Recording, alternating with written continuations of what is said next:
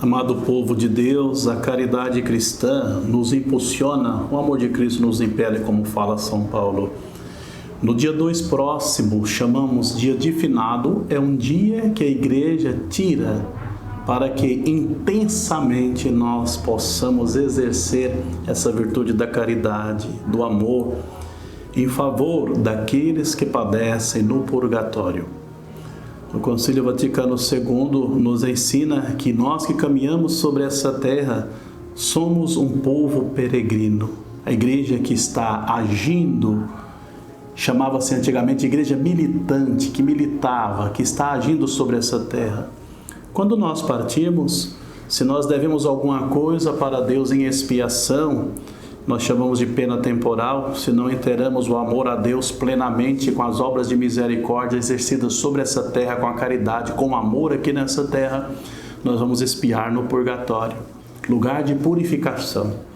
Santo Tomás de Aquino fala que a diferença de purgatório e inferno está na virtude da esperança, porque no inferno não se tem esperança de sair para lá, é pena eterna. Uma vez que eu cometi um pecado mortal, apaguei a existência de Deus na minha alma, eternamente eu estou condenado, infelizmente.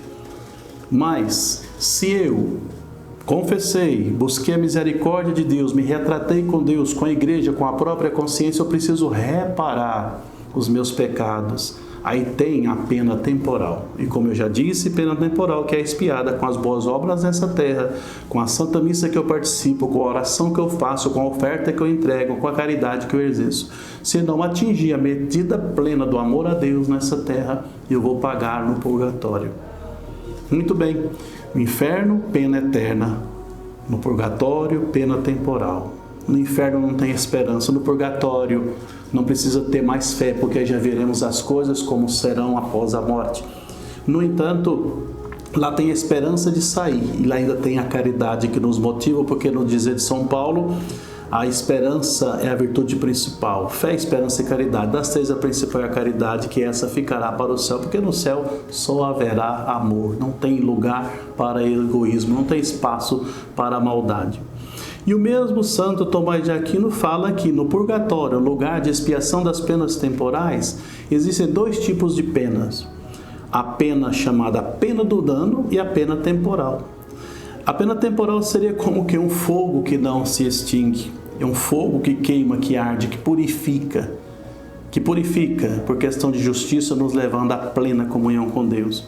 Mas a pena maior é a pena do dano. O que é a pena do dano? A alma já tem, de uma certa forma, a contemplação de Deus no céu, mas não pode tomar posse dessa realidade. O que seria isso? Eu estou doente, estou com uma dor, estou com sede, e Deus, que é o meu remédio, é a minha água, é a minha força, está perto, e eu não posso me apoderar dele. Então, se chama pena do dano. Para abreviar essas penas temporais e pena do dano, essa pena temporal de fato do purgatório, além das orações que nós fazemos a cada dia pelos falecidos, as orações que nós fazemos mandando celebrar missas, sejam particulares, sejam comunitárias, a igreja nos pede, nos possibilita um dia intenso de oração, chamado assim em sufrágio das almas daqueles que padecem no purgatório, e dedica o dia todo.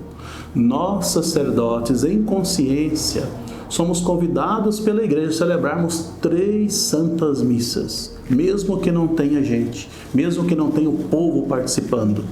Na minha consciência de padre, eu sempre celebro as 3 missas no dia de finado.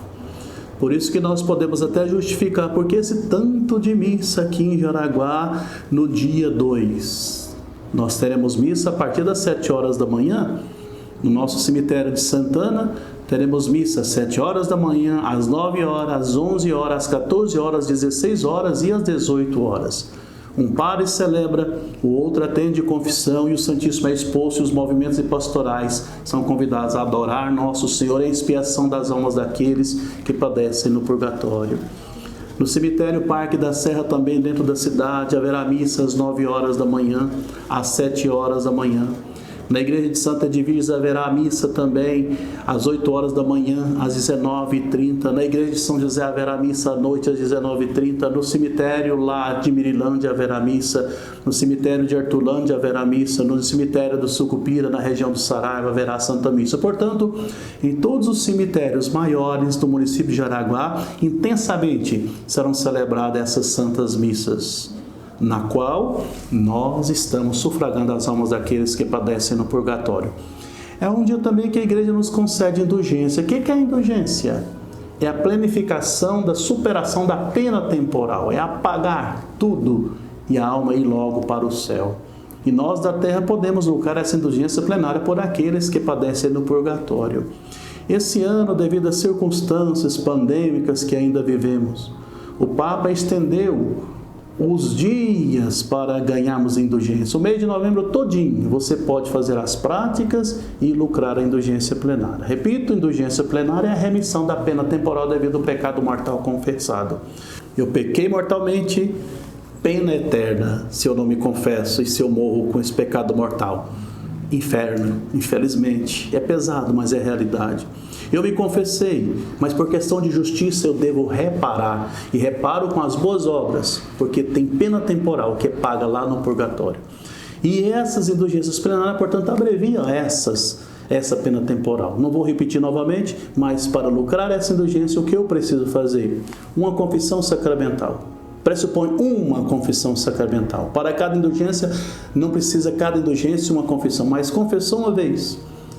Está na graça de Deus, então, confessou, aí vem a comunhão, visitar um cemitério ou uma igreja paroquial, rezar pelo Santo Padre, o Papa, um creio, um Pai Nosso, uma Ave Maria, e o desapego também das faltas veniais.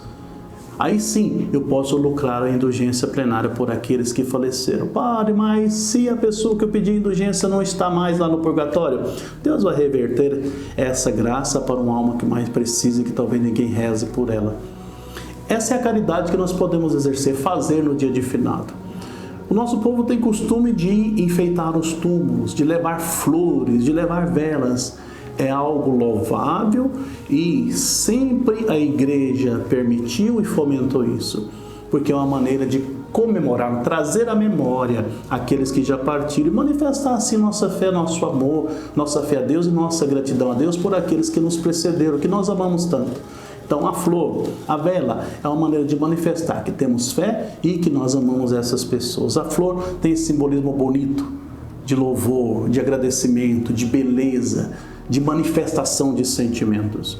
Mas essa flor, essa vela, se não é regada de oração, de uma participação na missa, de uma adoração, talvez ela não tenha tanto sentido espiritual. A vela, se não é sacramental, ela só simboliza a nossa fé. Por isso que nós temos costumes também aqui na paróquia de, no cemitério, em toda missa, se abençoa as velas. E a bênção que o sacerdote invoca sobre a vela vai dizer que enquanto aquela cera alimentar a chama, que a chama arder diante de Deus sirva em sufrágio daqueles que padecem no purgatório. Por isso, antes de pôr a sua vela queimar no dia de finado, apresenta a vela a ser abençoada para se transformar num sacramental, um objeto pelo qual, fundamentado na bênção que a igreja invocou sobre ela, atrai também as bênçãos de Deus para algo específico, no caso, a vela que queima em sufrágio daqueles que padecem no purgatório. Outro elemento que nós usamos também sacramental é a água benta. Se você asperge uma água benta, joga uma água benta, é como que? Purificando aqueles que estão pagando no purgatório. Isso tudo não pela eficácia da água natural, mas pela bênção que foi invocada pelo sacerdote sobre a água. Nós queremos, caríssimos irmãos e irmãs, no dia de finados, não ficar simplesmente deixando o coração arder de saudade, de nostalgia, de angústia, de tristeza, mas deixar um coração arder por amor a Deus, na firme esperança de um encontro com o Senhor na eternidade um dia e um reencontro com aqueles que nos precederam na fé. Todos nós somos convocados, convidados a sufragar as almas daqueles que padecem no purgatório.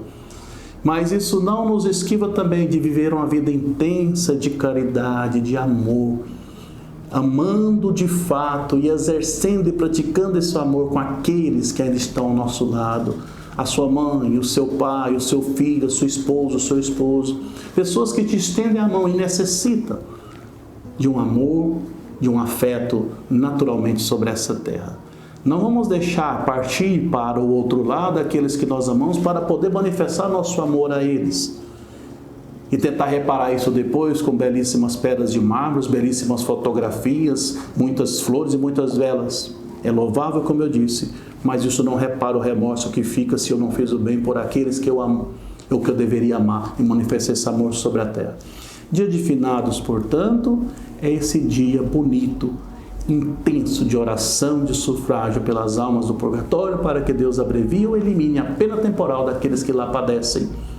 E assim, na comunhão dos santos, nós continuaremos a caminhar na terra. A igreja que caminha, povo peregrino na terra, reza aos santos do céu, que juntos intercedem com a Virgem Maria ao trono do Deus Altíssimo, em sufrágio daqueles que padecem no purgatório. É a comunhão dos santos. Santo da terra reza com os santos do céu, para aliviar aqueles que estão no purgatório, e esses, por sua vez, ao chegar no céu, vão pedir por nós também.